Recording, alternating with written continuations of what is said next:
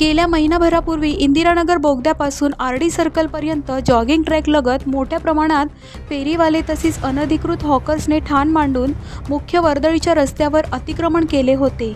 या वाढत्या अतिक्रमणामुळे एका महिला शिक्षिकेला अपघातात जीव गमवावा लागला।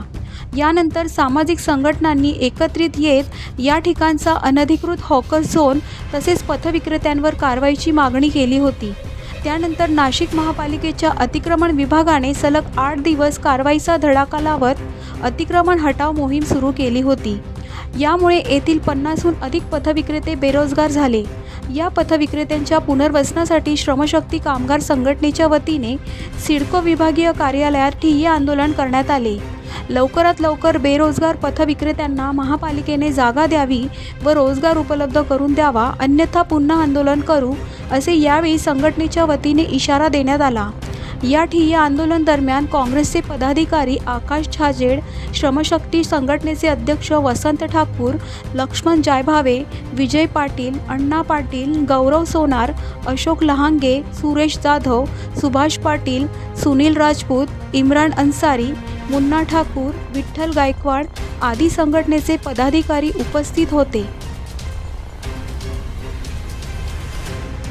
महानगरपालिकेने राष्ट्रीय फेरीवाला धोरणाअंतर्गत जो कायदा बनवला गेलेला आहे त्या कायद्याच्या नियमावर काम करावं अशी आम्ही आज विभागीय अधिकारी नाशिक महानगरपालिकेकडे मागणी केलेली आहे।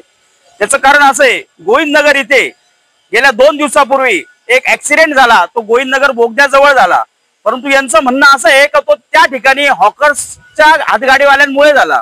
खरं तर त्या अपघाताची चौकशी झाल्या पाहिजे पोलीस डिपार्टमेंटच्या मार्फत, तसं न करता फक्त हॉकर्सला टार्गेट करण्याचा जो प्रयत्न करते आणि ज्या ठिकाणी गोविंदनगरला नो हॉकर झोनचा बोर्ड लावलेला आहे तोच महानगरपालिकेने नियमाबाहेर लावलेला आहे। महानगरपालिका नियमात कुठेही काम करत नाहीये।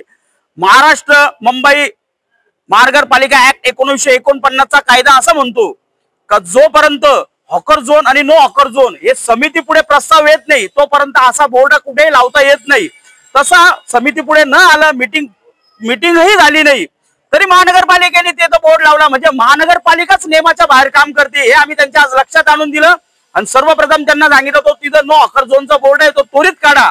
आणि आज 3 वाजेपर्यंत त्यांनी आमच्याकडे वेळ मागितलेली आहे। 3 वाजेपर्यंत जर कधी वेळ दिली आहे आम्ही त्यांना दिलेली आहे, त्यानंतर या हॉकरचं पुनर्वसन नाही केलं तर काँग्रेस पक्ष गांधीगिरी मार्गाने, लोकशाही मार्गाने या पुढचं आंदोलन करेल आणि या हॉकर्स वाल्यांना न्याय मिळवून दिल्याशिवाय काँग्रेस पक्ष थांबणार। महाराष्ट्र प्रदेश काँग्रेस हॉकर्स विभागाच्या वतीने सिडको प्रशासकीय कार्यालयामध्ये सिडको प्रशासनाच्या अंतर्गत जो हॉकर्स वाल्यांचा प्रश्न आहे त्याच्याकरता आम्ही सर्वजण हॉकर्स सेलचे सदस्य आणि सगळे हॉकर्स वाले अध्यक्ष वसंत ठाकूर यांच्या मार्गदर्शनाखाली आज आम्ही प्रशासकीय अधिकाऱ्यांना भेटलो आणि गेल्या काही दिवसांपासून, गेल्या 1 महिन्यापासून गोविंदनगर या भागातला जो अतिक्रमण विभागाचा जो प्रश्न सारखा गाजतोय आणि तिथल्या गोरगरीब हॉकर्सवर जो अन्याय होतोय त्याची वाचा फोडण्याकरता आज आम्ही सगळेजण आलो होतो की जो प्रश्न महानगरपालिकेच्या अखत्यारीत येत नाही, अपघात दुसरीकडे होतात आणि त्याची किंमत या गोरगरीब हॉकर्स वाल्यांना मोजायला लागते। मुळात हा प्रश्न पोलिसांचा आहे। अपघात का होता, अपघाताच्या मागे काय झालं तर अपघाताची सखोल चौकशी व्हायला पाहिजे।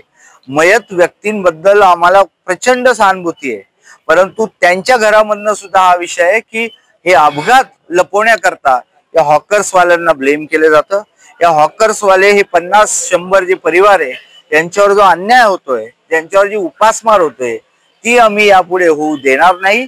या अपघातांची चौकशी व्हावी, दोषींवर कारवाई व्हावी, त्याच्यात हे जरी दोषी असेल तरी कारवाई व्हावी, आमची कुठली हरकत नाही। पण अनाधिकृतपणे नो फेरीवाला झोन असे महानगरपालिकेचे कुठल्याही समितीचे ठराव नसताना असे बोर्ड लावायचे आणि या गोरगरीब हॉकर्सवाल्यांना त्रास द्यायचा, हे प्रशासनाचं गेल्या 1 महिन्यापासून जे षडयंत्र आहे ते आज आम्ही हाणून पाडणार आहोत। या गोरगरीब हॉकर्स बरोबर पूर्ण काँग्रेस पक्ष, पूर्ण महाराष्ट्र प्रदेश हॉकर सेल, सिडको विभागीय आमचे ब्लॉक काँग्रेस सर्व आम्ही या हॉकर्स वाल्यांबरोबर आहेत। वसंत ठाकूरांनी पूर्णपणे कायदेशीर आज त्यांच्या समोर भूमिका मांडलेली आहे।